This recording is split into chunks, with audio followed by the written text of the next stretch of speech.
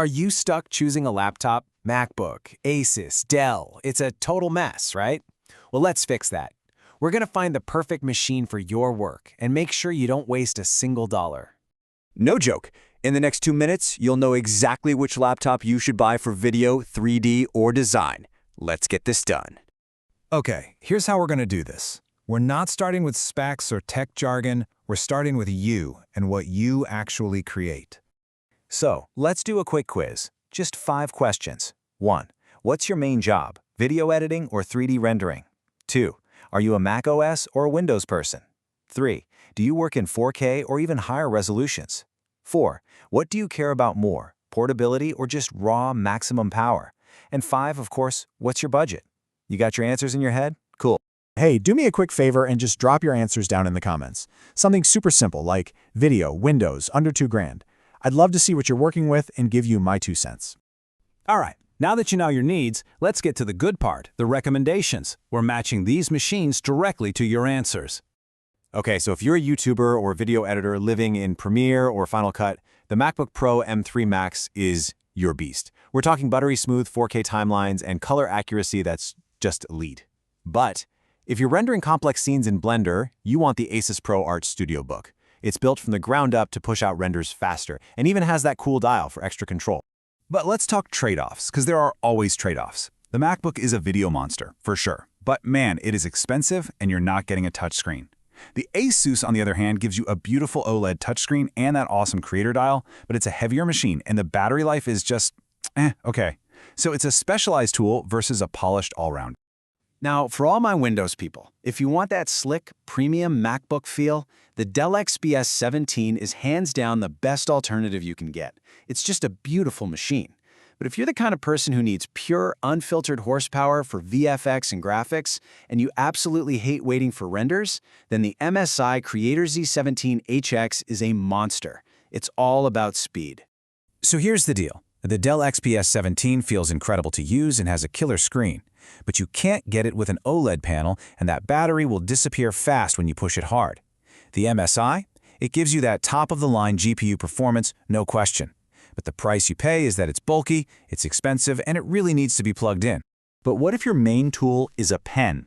Well, for digital artists, the Surface Laptop Studio 2 Plus has the best pen-on-screen feel in the game. Full stop. That flexible hinge is just made for drawing. And for those of you who are a little more budget conscious, check out the Acer ConceptD 7 Ezel. It's an amazing value, giving you a flexible design and a 4K screen without that crazy price tag. And this is super important. The Surface is genuinely the best for sketching, but let's be real, it is not a heavy-duty 3D machine. And the Acer, it's an incredible value, getting you a 4K display at that price point, but you have to know it's not built for the most demanding, heaviest pro workloads. So know the limits. Okay, this is the payoff moment. Let's put everything together in one simple table so you can see your perfect match clear as day.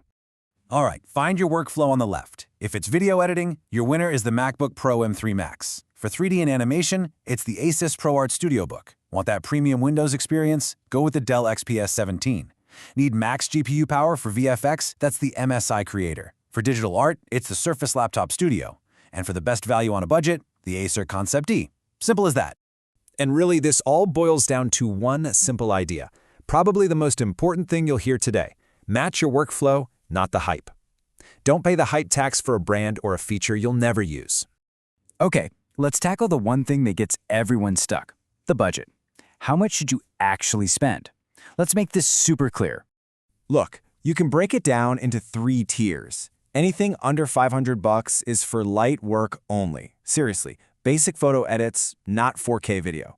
The sweet spot for most people is going to be between $500 and $1,000. That gets you a really solid machine, and then you have the premium pro-level stuff, where you're basically paying for speed and features that save you time, which for a pro is money.